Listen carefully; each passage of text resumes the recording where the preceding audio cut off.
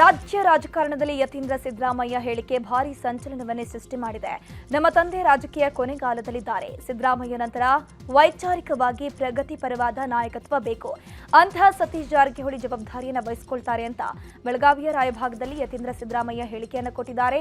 ಈ ಮೂಲಕ ಡಿಕೆಶಿಗೆ ಪರ್ಯಾಯವಾಗಿ ಸತೀಶ್ ಜಾರಕಿಹೊಳಿ ನಾಯಕತ್ವವೂ ಇದೆ ಎಂಬ ಸಂದೇಶ ರವಾನೆಯಾಗಿದೆ. ನವೆಂಬರ್ ಕ್ರಾಂತಿ ಚರ್ಚೆ ನಡುವೆ ಯತೀಂದ್ರ ಹೇಳಿಕೆ ಭಾರೀ ಚರ್ಚೆಗೆ ಗ್ರಾಸವಾಗ್ತಿದೆ. ಇವತ್ತು ತಂದೆಯವರು ಇನ್ನೇನು ರಾಜಕೀಯ ಕೊನೆಗಾಲದಲ್ಲಿದ್ದಾರೆ, ಅವರ ರಾಜಕೀಯ ಬದುಕಿನ ಕೊನೆ ಘಟ್ಟದಲ್ಲಿದ್ದಾರೆ. ಅಂತ ಸಮಯದಲ್ಲಿ ಈ ರೀತಿ ವೈಚಾರಿಕವಾಗಿ ಪ್ರಗತಿ ಪರವಾದಂತಹ ಸಿದ್ಧಾಂತ ಇಟ್ಕೊಂಡಿರೋರಿಗೆ ಮಾರ್ಗದರ್ಶನ ಮಾಡೋದಕ್ಕೆ ಅವ್ರಿಗೆ ನೇತೃತ್ವ ವಹಿಸ್ಕೊಳ್ಳೋಕೆ ಒಬ್ಬರು ನಾಯಕರು ಬೇಕು. ಜಾರಕಿಹೊಳಿ ಅವರು ಅಂತ ಒಂದು ಜವಾಬ್ದಾರಿಯನ್ನು ವಹಿಸ್ಕೋತಾರೆ. ಕಾಂಗ್ರೆಸ್ ಪಕ್ಷ ಸಿದ್ಧಾಂತ ನಂಬಿಕೆ ಇಟ್ಕೊಂಡಿರುವಂತ ಎಲ್ಲ ರಾಜಕಾರಣಿಗಳಿಗೆ, ಯುವ ನಾಯಕರಿಗೆ ಅವರು ಮಾದರಿಯಾಗಿ ನಮ್ಮನ್ನು ಮುನ್ನಡೆಸ್ತಾರೆ ಅನ್ನೋ ಒಂದು ನಂಬಿಕೆ ನನಗಿದೆ. ಇವತ್ತು ತಂದೆಯವರು ಯತೀಂದ್ರ ಹೇಳಿಕೆಗೆ ಮಂತ್ರಾಲಯದಲ್ಲಿ ಡಿಸಿಎಂ ಡಿಕೆ ಶಿವಕುಮಾರ್ ಕೌಂಟರ್ ಕೊಟ್ಟಿದ್ದಾರೆ. ಅವರು ಏನ್ ಹೇಳಿದ್ದಾರೆ ಅವರನ್ನೇ ಕೇಳಬೇಕು. ಅದನ್ನ ನನ್ ಕೇಳಿದ್ರೆ ನಾನು ಏನಂತ ಹೇಳಲಿ ಅಂತ ಹೇಳಿದ್ದಾರೆ. ಮುಂದಿನ ಸಿಎಂ ಯಾರು ಅನ್ನೋ ಚರ್ಚೆ ವಿಚಾರಕ್ಕೂ ರಿಯಾಕ್ಷನ್ ಕೊಟ್ಟಿದ್ದು, ನನ್ನ ಬಗ್ಗೆ ಯಾರು ಚರ್ಚೆ ಮಾಡುವ ಅವಶ್ಯಕತೆ ಇಲ್ಲ. ಪಾರ್ಟಿ ಹೇಳಿದ ಕೆಲಸವನ್ನ ನಾನು ಸಿದ್ದರಾಮಯ್ಯನವರು ಮಾಡ್ಕೊಂಡು ಹೋಗ್ತಿದ್ದೀವಿ ಅಂತ ಹೇಳಿದ್ದಾರೆ. ಅದಕ್ಕೆ ನಾನು ಬದ್ಧನಾಗಿದ್ದೇನೆ ಅಂತಂದ್ರು.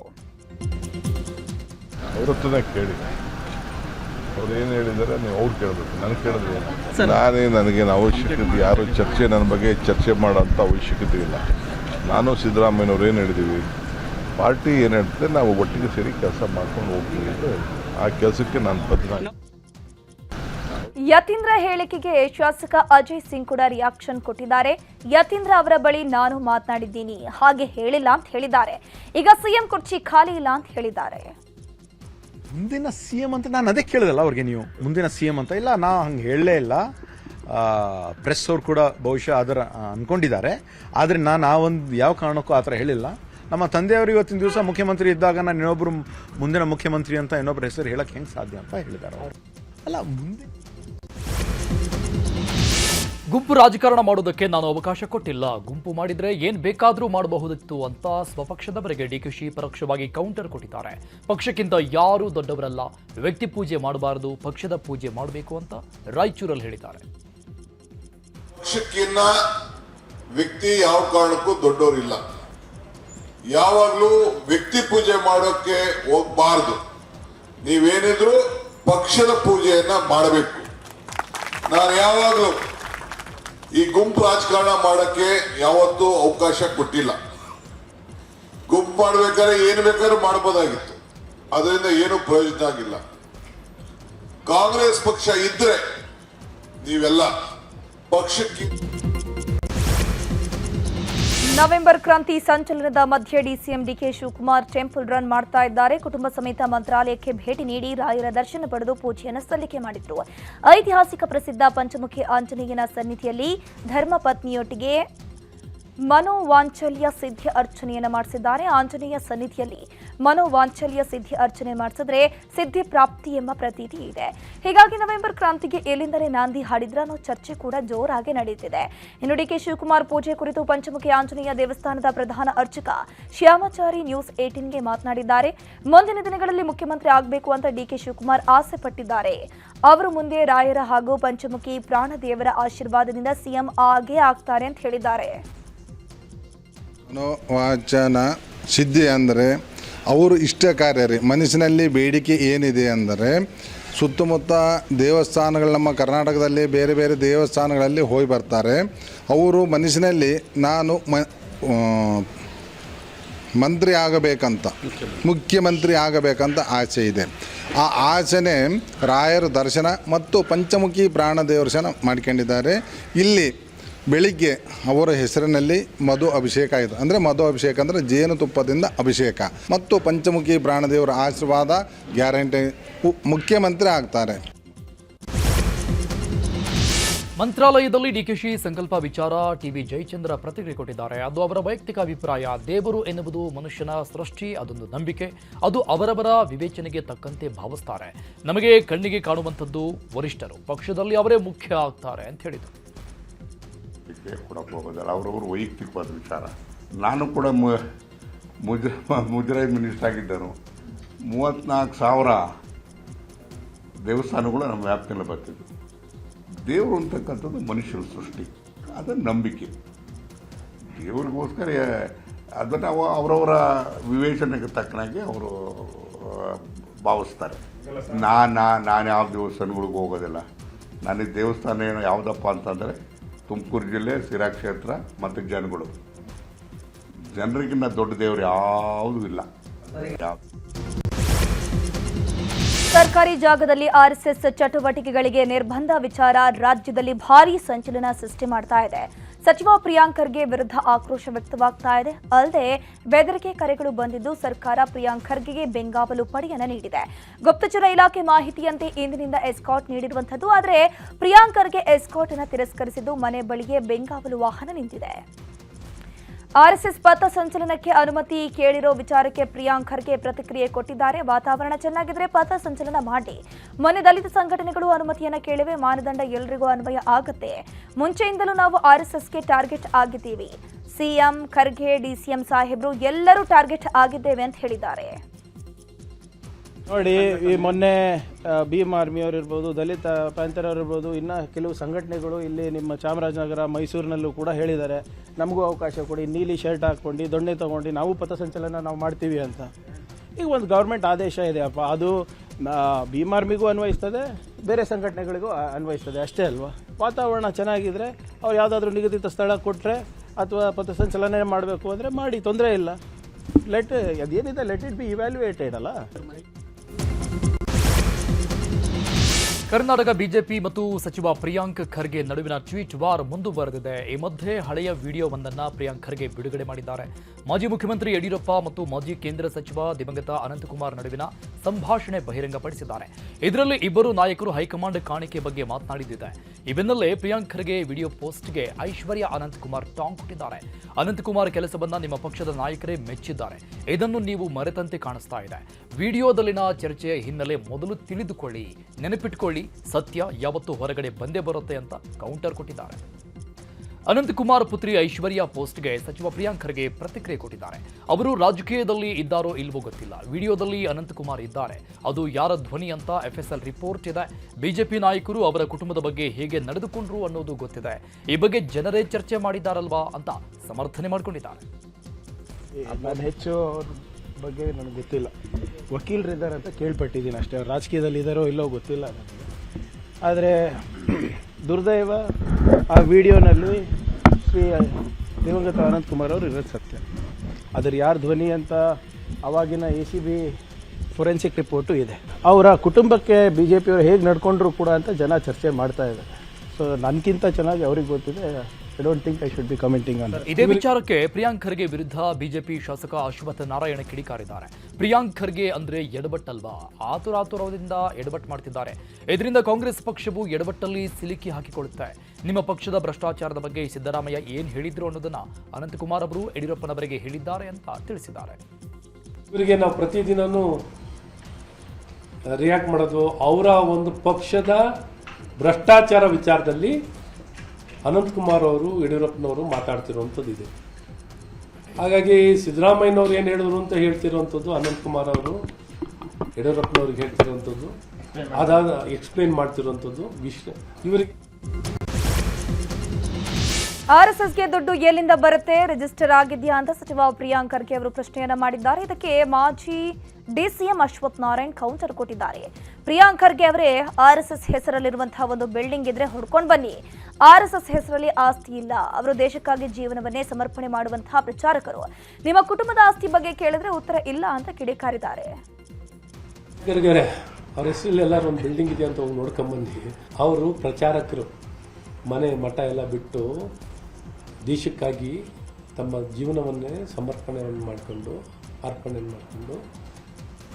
ಸಮಾಜಮುಖಿಯಾಗಿ ಕೆಲಸ ಮಾಡ್ತಿರೋ ನಿಮ್ಮಂಗೆ ಆಪಾದನೆ ಇದೆಯಲ್ಲ ನಿಮ್ಮ ಮೇಲೆಲ್ಲ, ಅಧಿಕಾರದ ದುರ್ಬಳಕೆ, ಎಲ್ಲೆಲ್ಲಿ ಎಷ್ಟು ಸಂಪಾದನೆ ಆಗಿದೆ, ನಿಮ್ಮ ಸಂಪಾದನೆ ಎಲ್ಲೆಲ್ಲಿಂದ ಬಂತು ಅಂತ ಕೇಳಿದಕ್ಕೆ ಏನೂ ಉತ್ತರ ಇಲ್ಲ.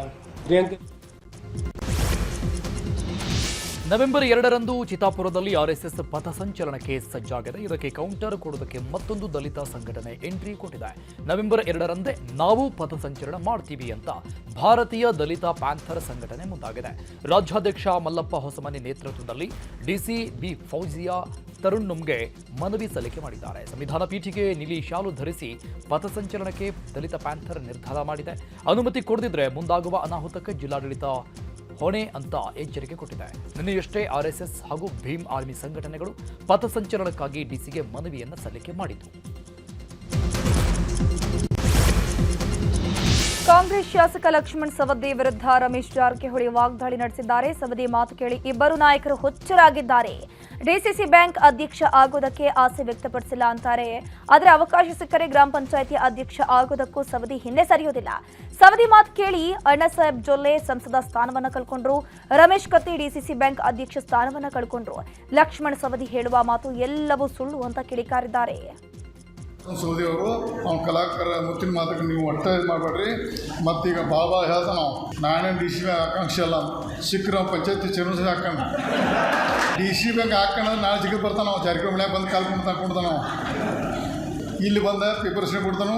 ನಾನೇ ಅಧ್ಯಕ್ಷ ಆಕಾಂಕ್ಷೆ ಇಲ್ಲ, ಸಿಕ್ಕರ ಮಂದಿ ಜಿಗಿದು ಬರ್ತಾನೆ. ನಾವು ಇವತ್ತು ರಾಜ್ಯದಾಗ ಏನಾರ ಅವ್ನ ಮಾತು ಹಾಳಾದವು. ನಮ್ಮ ಜೊಲ್ಲೆ ಸಾಹೇಬ್ MP ಕಳ್ಕೊಂಡು ಮಾತು ಕೇಳಿ, ಲಕ್ಷ್ಮಣ ಸೋದಿ ಮಾತು ಕೇಳಿ, ನಮ್ಮ ರಮೇಶ್ ಕತ್ತಿ ಡಿ ಸಿ ಬ್ಯಾಂಕ್ ಕಳ್ಕೊಂಡು ಲಕ್ಷ್ಮಣ ಸೋದಿ ಮಾತು ಕೇಳಿ ಸರಿಯಾಗಿ ನಮ್ಮ ಜೊತೆ ಅವರು ಇನ್ನೊಬ್ಬರಿಗೆ ಪಾಪ. ರಮೇಶ್ ಜಾರಕಿಹೊಳಿ ಮಾತಿಗೆ ಲಕ್ಷ್ಮಣ ಸವದಿ ಕೌಂಟರ್ ಕೊಟ್ಟಿದ್ದಾರೆ. ಅಥಣಿಯ ಜನ ರಮೇಶ್ ಜಾರಕಿಹೊಳಿಯನ್ನ ತಿರಸ್ಕಾರ ಮಾಡಿದ್ದಾರೆ. ತಿರಸ್ಕಾರದ ಅರಿವು ಅವರಿಗೆ ಇನ್ನೂ ಆಗಿಲ್ಲ. ಅವರಿಗೆ ಮಾನ ಮರ್ಯಾದೆ ಗೌರವ ಇದ್ರೆ ನಮ್ಮ ತಾಲೂಕಿಗೆ ಕಾಲು ಹಾಕಬಾರ್ದು. ಸಂಸ್ಕಾರನ ಅರ್ಥವೇ ಅವರಿಗೆ ಗೊತ್ತಿಲ್ಲ ಅಂತ ವಾಗ್ದಾಳಿ ನಡೆಸಿದ್ದಾರೆ. ಅಥಣಿ ತಾಲೂಕಿನ ಜನ ರಮೇಶ್ ಜಾರಕಿಹೊಳಿ ಅವರನ್ನ ಬಹುದಿನಗಳಿಂದ ತಿರಸ್ಕಾರ ಮಾಡಿದ್ದಾರೆ. ಆ ತಿರಸ್ಕಾರದ ಅರಿವು ಅವ್ರಿಗೆ ಇನ್ನೂ ಆಗಿಲ್ಲ. ಅವ್ರಿಗೆ ಏನಾದ್ರೂ ಮಾನ ಮರ್ಯಾದೆ ಗೌರವ ಅನ್ನುವಂಥದ್ದು ಗೊತ್ತಿದ್ರೆ ನಿಜವಾಗ್ಲೂ ನಮ್ಮ ತಾಲೂಕದೊಳಗೆ ಕಾಲು ಹಾಕ್ಬಾರ್ದು. ಸಂಸ್ಕಾರ ಅಂತಕ್ಕಂಥದ್ದು ಬೇಕಾಗುತ್ತೆ ಮನುಷ್ಯನಿಗೆ. ಆ ಸಂಸ್ಕಾರ ಇಲ್ಲದಂಥ ಸಂದರ್ಭದಲ್ಲಿ ಇಂಥವೆಲ್ಲವೂ ಮಾತಾಡ್ತಾರೆ. ನನಗೆ ನನ್ನ ಗುರು ಹಿರಿಯರು ನಮ್ಮ ತಂದೆ ತಾಯಿ ಸಂಸ್ಕಾರ ಕೊಟ್ಟಿದ್ದಾರೆ. ಅದರಿಂದ ಮೆಂಟಲ್ ಥರ ನಾನು ಮಾತಾಡೋಕೆ ಮದುವೆ ಆಗೋದಾಗಿ ನಂಬಿಸಿ ಮಹಿಳೆಗೆ ಡಿಜೆ ಹೇಳಿ ಇನ್ಸ್ಪೆಕ್ಟರ್ ವಂಚನೆ ಎಸಗಿದ ಆರೋಪ ಕೇಳಿಬಂದಿದೆ. ಮನೆ ಕೊಡಿಸ್ತೀನಿ, ಬ್ಯೂಟಿ ಪಾರ್ಲರ್ ಓಪನ್ ಮಾಡಿ ಕೊಡ್ತೀನಿ ಅಂತ ನಂಬಿಸಿದ್ದು 1 ವರ್ಷದಲ್ಲಿ 2-3 ಬಾರಿ ಲೈಂಗಿಕವಾಗಿ ಬಳಸಿಕೊಂಡಿದ್ದಾರಂತೆ. ಡಿಜೆ ಹೇಳಿ ಇನ್ಸ್ಪೆಕ್ಟರ್ ಸುನಿಲ್ ವಿರುದ್ಧ ಮಹಿಳೆ ಗಂಭೀರ ಆರೋಪ ಮಾಡಿದ್ದಾರೆ. ಇದೀಗ ಕೆಲ ಖಾಸಗಿ ಫೋಟೋ ವಿಡಿಯೋಗಳನ್ನು ಇಟ್ಕೊಂಡು ವಂಚಿಸಿದ್ದಾರೆ. ಯಾರಿಗಾದರೂ ಹೇಳಿದರೆ ಕೊಲೆ ಮಾಡೋದಾಗಿ ಬೆದರಿಕೆ ಹಾಕ್ತಾ ಇದ್ದಾರೆ ಅಂತ DGIGPಗೆ ಮಹಿಳೆ ದೂರು ಕೊಟ್ಟಿದ್ದಾರೆ. ಹಾಗೆ ಪರಿಚಯ ಆಗ್ತಾ ಮೆಸೇಜು ಸ್ಟಾರ್ಟ್ ಆಯಿತು. ಗುಡ್ ಮಾರ್ನಿಂಗ್, ಗುಡ್ ಈವ್ನಿಂಗ್ ಅದೆಲ್ಲ ಮೆಸೇಜಸ್ ನಡೀತಾನೆ ಇತ್ತು. ನಾವು ರಿಜಿಸ್ಟರ್ ಮಾಡ್ಕೊಳ್ಳೋಣಂತೆ, ಇಲ್ಲೇ ಎಲ್ಲಾದರೂ ಒಂದು ನೋಡಿಕೊಂಡು ಫ್ಲ್ಯಾಟ್ ಏನಾದರೂ ತೊಗೊಂಡಿರೋಣ ಜೊತೆಯಲ್ಲೇ, ಏನು ನೀವು ಇದು ಮಾಡ್ಕೊಳಕ್ಕೆ ಹೋಗಬೇಡಿ, ಎಲ್ಲೂ ಹೋಗಬೇಡಿ ಅಂತ ಹೇಳಿದ್ರು. ರಿಜಿಸ್ಟರ್ ಮ್ಯಾರೇಜ್ ಆಗ್ತೀನಿ ಅಂತ. ಹಾಂ, ರಿಜಿಸ್ಟರ್ ಮ್ಯಾರೇಜ್ ಆಗ್ತೀನಿ, ಜೊತೆಲೇ ಇರ್ತೀನಿ. ನನಗೂ ಹೋಗೋದು ಬರೋದಕ್ಕೆಲ್ಲ ದೂರ ಆಗುತ್ತೆ. 8ನೇ ಮೈಲಿಗೆ ಹೋಗ್ಬೇಕು ನಾನು, ಇಲ್ಲೇ ಇರ್ತೀನಲ್ವ, ಹಂಗಾಗಿ ಇಲ್ಲೇ ಎಲ್ಲಾದರೂ ಮನೆ ನೋಡು ಅಂತ ಹೇಳಿದ್ರು. 2-3 ಕಡೆ ಎಲ್ಲ ಮನೆಗಳೆಲ್ಲ ನೋಡಿದೆ ನಾನು. ಇದು ಪ್ರೈವೇಸಿ ಇಲ್ಲ, ಅದು ಪ್ರೈವೇಸಿ ಇಲ್ಲ, ಬರೀ ಇದೇ ಸತಾಯಿಸ್ತಾ ಇದ್ರು. ಚಿಕಿತ್ಸೆಗೆ ಬಂದ ಯುವತಿ ಜೊತೆಗೆ ಅಸಭ್ಯವಾಗಿ ವರ್ತಿಸಿದ ಡಾಕ್ಟರ್ ಅರೆಸ್ಟ್ ಆಗಿದ್ದಾನೆ. ಚರ್ಮರೋಗ ತಜ್ಞ ಪ್ರವೀಣ್ ಎಂಬಾತನನ್ನ ಅಶೋಕನಗರ ಪೊಲೀಸರು ಅರೆಸ್ಟ್ ಮಾಡಿದ್ದಾರೆ. ಚರ್ಮದ ಸಮಸ್ಯೆ ಹಿನ್ನೆಲೆ ಯುವತಿ ಚಿಕಿತ್ಸೆಗೆ ಬಂದಾಗ ಮೈಮುಟ್ಟಿ ಅಸಭ್ಯವಾಗಿ ವರ್ತನೆ ಮಾಡಿದ್ದು, ಲೈಂಗಿಕ ಕ್ರಿಯೆಗೆ ಡಿಮ್ಯಾಂಡ್ ಮಾಡಿದಂತೆ ಕೂಡಲೇ ಯುವತಿ ಪೋಷಕರಿಗೆ ಮಾಹಿತಿಯನ್ನು ಕೊಟ್ಟಿದ್ದು ಕ್ಲಿನಿಕ್ ಬಳಿ ಬಂದು ಗಲಾಟೆ ಮಾಡಿದ್ದಾರೆ. ಬೆಂಗಳೂರು ಉತ್ತರ ತಾಲೂಕಲ್ಲಿ ಘನಘೋರ ಘಟನೆಯೊಂದು ನಡೆದಿದೆ. ಕುಡಿದ ಮತ್ತಲ್ಲಿ ಯುವತಿ ಮೇಲೆ 3 ಯುವಕರು ಅತ್ಯಾಚಾರ ಎಸಗಿದ ಆರೋಪ ಕೇಳಿಬಂದಿದೆ. ಗಂಗೊಂಡಹಳ್ಳಿ ಗ್ರಾಮದಲ್ಲಿ ಘಟನೆ ನಡೆದಿದೆ. ಕೋಲ್ಕತ್ತಾ ಮೂಲದ ಮಹಿಳೆ ಬಾಡಿಗೆ ಮನೆಯಲ್ಲಿ ವಾಸವಾಗಿದ್ದಂತೆ ಈ ವೇಳೆ ಮನೆಗೆ ನುಗ್ಗಿ ಅತ್ಯಾಚಾರ ಎಸಗಿದ ಆರೋಪ ಕೇಳಿಬಂದಿದೆ. ಮಾದನಾಯಕನಹಳ್ಳಿ ಠಾಣೆಯಲ್ಲಿ ಪ್ರಕರಣ ದಾಖಲಾಗಿದ್ದು ಆರೋಪಿಗಳಿಗಾಗಿ ಪೊಲೀಸರು ಬಲೆ ಬೀಸಿದ್ದಾರೆ. ಸಿಗಣೆ ಔಷಧಿ ವಾಸನೆಗೆ ಬಿಟೆಕ್ ವಿದ್ಯಾರ್ಥಿ ಸಾವನ್ನಪ್ಪಿದ್ದಾನೆ. ಬೆಂಗಳೂರಿನ HCL ಪೊಲೀಸ್ ಠಾಣಾ ವ್ಯಾಪ್ತಿಯಲ್ಲಿ ಒಂದು ಘಟನೆ ನಡೆದಿದೆ. ತಿರುಪತಿ ಮೂಲದ ಪವನ್ ಇತ್ತೀಚೆಗೆ ಊರಿಗೆ ಹೋಗಿದ್ದಂತೆ ವಾಪಸ್ ಪಿಜಿಗೆ ಬರೋ ಹೊತ್ತಿಗೆ ರೂಮ್ಗೆ ತಿಗಣೆ ಔಷಧಿ ಹೊಡೆದಿದ್ರಂತೆ. ನಿನ್ನೆ ಪಿಜಿಗೆ ವಾಪಸ್ ಆಗಿದ್ದ ಪವನ್ ರೂಮ್ನಲ್ಲಿ ಮಲಗಿದ್ದು ಅಸ್ವಸ್ಥಗೊಂಡು ಅಲ್ಲಿಯೇ ಜೀವ ಬಿಟ್ಟಿದ್ದಾನೆ. ಬೋರಿಂಗ್ ಆಸ್ಪತ್ರೆಗೆ ಮೃತದೇಹವನ್ನು ರವಾನಿಸಿದ್ದು HCL ಪೊಲೀಸರು ತನಿಖೆಯನ್ನು ಮುಂದುವರೆಸಿದ್ದಾರೆ. ರಸ್ತೆ ಬದಿಯ ಚಾನಲ್ಗೆ ಆಯತಪ್ಪಿ ಬಿದ್ದು ಬೈಕ್ ಸವಾರ ಸಾವನ್ನಪ್ಪಿದ ಘಟನೆ ಚಾಮರಾಜನಗರ ಸಿದ್ದಯ್ಯನಪುರ ಬಳಿ ನಡೆದಿದೆ. ಹನೂರು ತಾಲೂಕು KK ಡ್ಯಾಂ ನಿವಾಸಿ ಮಂಜುನಾಥ್ ಮೃತ ದುರ್ದೈವಿ. ಸಂಬಂಧ ಚಾಮರಾಜನಗರ ಗ್ರಾಮಾಂತರ ಠಾಣೆಯಲ್ಲಿ ಪ್ರಕರಣ ದಾಖಲಾಗಿದೆ. ದೀಪಾವಳಿ ಸಂಭ್ರಮದಲ್ಲಿದ್ದ ಮನೆಯವರಿಗೆ ಕಳ್ಳರು ಚಮಕ್ ಕೊಟ್ಟಿದ್ದಾರೆ. ಮನೆ ಬೀಗ ಒಡೆದು ಹಣ ಬಂಗಾರ ಎಗರಿಸಿದ್ದಾರೆ. ಶಿವಮೊಗ್ಗದ ವಡ್ಡಿನ ಕೊಪ್ಪದಲ್ಲಿ ಘಟನೆ ನಡೆದಿದೆ. ಕರಿಯಪ್ಪ ಯಶೋಧಮ್ಮ ಅನ್ನೋರ ಮನೆಯಲ್ಲಿದ್ದಂತಹ 80,000 ನಗದು 1.5 ತೊಲ ಬಂಗಾರ ದೋಚಿದ್ದಾರೆ. ಮೈಸೂರಿನ ಉಕ್ಕಲಗೆರೆ ಸಮೀಪ ಚಿರತೆ ಪ್ರತ್ಯಕ್ಷವಾಗಿದೆ. ಟಿ ನರಸೀಪುರ ತಾಲೂಕಿನ ಉಕ್ಕಲಗೆರೆಯಲ್ಲಿ ಕಾಣಿಸಿಕೊಂಡ ಚಿರತೆ ಸ್ಥಳೀಯರಿಗೆ ಆತಂಕ ಹುಟ್ಟಿಸಿದೆ. ರಾಜೇಶ್ ಅನ್ನುವರ ಇಟ್ಟಿಗೆ ಗೂಡಿಗೆ ಚಿರತೆ ಬಂದಿತ್ತು. ಬೆಂಗಳೂರಿನಲ್ಲಿ ಪಟಾಕಿ ಸಿಡಿತದ ಪ್ರಕರಣ ಜಾಸ್ತಿ ಆಗ್ತಾನೆ ಇದೆ. ನಗರದಲ್ಲಿ 150ಕ್ಕೂ ಅಧಿಕ ಪ್ರಕರಣಗಳು ದಾಖಲಾಗಿದ್ದು ನಾರಾಯಣ ನೇತ್ರಾಲಯದಲ್ಲಿ 43 ಮಂದಿಗೆ ಚಿಕಿತ್ಸೆ ಪಡಿತಾ ಇದ್ದಾರೆ. ಮಿಂಟು ಆಸ್ಪತ್ರೆಯಲ್ಲಿ ಇವರಿಗೆ 17 ಮಂದಿ ದಾಖಲಾಗಿದ್ದಾರೆ. ರಾಜ್ಯದ ಪ್ರಸಿದ್ಧ ಹಾಸನಾಂಬೆ ದೇವಿಯ ದರ್ಶನೋತ್ಸವ ಅಂತಿಮ ಘಟ್ಟ ತಲುಪಿದ್ದು ಅಮ್ಮನ ದರ್ಶನಕ್ಕೆ ಇವತ್ತು ಕೊನೆ ದಿನವಾಗಿದೆ. ಇಂದು ನಟ ಧ್ರುವ ಸರ್ಜಾ ಸೇರಿದಂತೆ ಹಲವರು ದೇವಿ ದರ್ಶನ ಪಡೆದುಕೊಂಡಿದ್ದಾರೆ. ಇವತ್ತು ಹಾಸನಾಂಬೆ ದರ್ಶನೋತ್ಸವ ಕೊನೆ ದಿನ. ಹೀಗಾಗಿ ಮುಜರಾಯಿ ಸಚಿವ ರಾಮಲಿಂಗಾರೆಡ್ಡಿ ಹಾಸನಾಂಬೆ ದೇಗುಲಕ್ಕೆ ಭೇಟಿ ಕೊಟ್ಟು ಪರಿಶೀಲನೆ ಮಾಡಿದರು. ಅಲ್ಲದೆ ಜಿಲ್ಲಾ ಉಸ್ತುವಾರಿ ಸಚಿವ ಕೃಷ್ಣ ಬೈರೇಗೌಡ ಕೂಡ ಆಗಮಿಸಿ ಪರಿಶೀಲಿಸಿದ್ದಾರೆ. ಮಲೆಮಹದೇಶ್ವರ ಬೆಟ್ಟದಲ್ಲಿ ದೀಪಾವಳಿ ಜಾತ್ರೆಯ ಸಂಭ್ರಮ ಜೋರಾಗಿದ್ದು ಮಹಾರಥೋತ್ಸವ ಅದ್ದೂರಿಯಾಗಿ ನಡೆದಿದೆ. ರಥೋತ್ಸವದಲ್ಲಿ ಸಹಸ್ರಾರು ಭಕ್ತರು ಭಾಗಿಯಾಗಿದ್ದು ಉಘೆ ಉಘೆ ಮಾದಪ್ಪ ಅಂತ ಜೈಕಾರ ಹಾಕಿದ್ದಾರೆ. ರಾಷ್ಟ್ರಪತಿ ದ್ರೌಪದಿ ಮುರ್ಮು ಅವರಿದ್ದಂತಹ ಹೆಲಿಕಾಪ್ಟರ್ ಕೇರಳದಲ್ಲಿ ಲ್ಯಾಂಡಿಂಗ್ ಪ್ಯಾಡ್ನಲ್ಲಿ ಸಿಲುಕಿರುವ ಘಟನೆ ನಡೆಯಿತು. ಶಬರಿಮಲೆಗೆ ಭೇಟಿ ನೀಡುವ ವೇಳೆ ಹೊಸದಾಗಿ ಕಾಂಕ್ರೀಟ್ ಮಾಡಲಾಗಿದ್ದಂತಹ ಲ್ಯಾಂಡಿಂಗ್ ಪ್ಯಾಡ್ ಮೇಲೆ ಹೆಲಿಕಾಪ್ಟರ್ ಇಳಿದಿದೆ. ಇದರಿಂದ ಹೆಲಿಕಾಪ್ಟರ್ನ ಒಂದು ಭಾಗ ಡಾಂಬರ್ನಲ್ಲಿ ಸಿಕ್ಕಾಕೊಂಡಿತ್ತು. ಕೊನೆಗೆ ರಕ್ಷಣಾ ಸಿಬ್ಬಂದಿ ಹೆಲಿಕಾಪ್ಟರ್ ತಳ್ಳಿ ಸುರಕ್ಷಿತ ಜಾಗಕ್ಕೆ ಸ್ಥಳಾಂತರಿಸಿದ್ದಾರೆ. ದೀಪಾವಳಿ ಬಲಿಪಾಡ್ಯಮಿ ಹಿನ್ನೆಲೆ ಅಯ್ಯಪ್ಪ ಸ್ವಾಮಿಯ ದರ್ಶನಕ್ಕೆ ರಾಷ್ಟ್ರಪತಿ ದ್ರೌಪದಿ ಮುರ್ಮು ಪ್ರಾರ್ಥನೆಯನ್ನು ಸಲ್ಲಿಸಿದರು. ದರ್ಶನ ಮಾಡಿಕೊಂಡು ಪಂಪಾದಿಂದ ಇರುಮಡಿ ಹೊತ್ತು ಪತ್ತಿನೆಟ್ಟಂ ಪಾಡಿಯನ್ನ ಹತ್ತಿ ಗರ್ಭಗುಡಿಗೆ ತೆರಳಿದ್ದು ಅಯ್ಯಪ್ಪನ ದರ್ಶನ ಪಡೆದು ಪ್ರಾರ್ಥನೆ ಸಲ್ಲಿಸಿತು. ಮಹಾರಾಷ್ಟ್ರದ ಥಾನೆಯಲ್ಲಿ ಭಾರೀ ಅಗ್ನಿ ಅವಘಡ ಸಂಭವಿಸಿದ. ಏಕಾಏಕಿ ಬಟ್ಟೆ ಗೋದಾಮು ಹೊತ್ತಿ ಉರಿದಿದ್ದು ಲಕ್ಷಾಂತರ ಮೌಲ್ಯದ ಬಟ್ಟೆಗಳು ಸುಟ್ಟು ಕರಕಲಾಗಿವೆ. ಪ್ರಧಾನಿ ಮೋದಿಗೆ ಕರೆ ಮಾಡಿದ ಅಮೆರಿಕ ಅಧ್ಯಕ್ಷ ಡೊನಾಲ್ಡ್ ಟ್ರಂಪ್ ದೀಪಾವಳಿ ಹಬ್ಬದ ಶುಭಾಶಯ ಕೋರಿದ್ದಾರೆ. ಈ ಬಗ್ಗೆ ಎಕ್ಸ್ನಲ್ಲಿ ಪೋಸ್ಟ್ ಮಾಡಿರುವಂತಹ ಪ್ರಧಾನಿ ಮೋದಿ ದೀಪಾವಳಿ ಶುಭಾಶಯ ತಿಳಿಸಿದ್ದಕ್ಕೆ ಧನ್ಯವಾದ. 2 ದೇಶಗಳು ಒಟ್ಟಾಗಿ ಭಯೋತ್ಪಾದನೆಯನ್ನು ಎದುರಿಸೋಣ, ಒಟ್ಟಾಗಿಯೇ ವಿಶ್ವವನ್ನು ಅಭಿವೃದ್ಧಿ ಪಥದತ್ತ ಕೊಂಡೊಯ್ಯೋಣ ಅಂತ ಬರೆದಿದ್ದಾರೆ.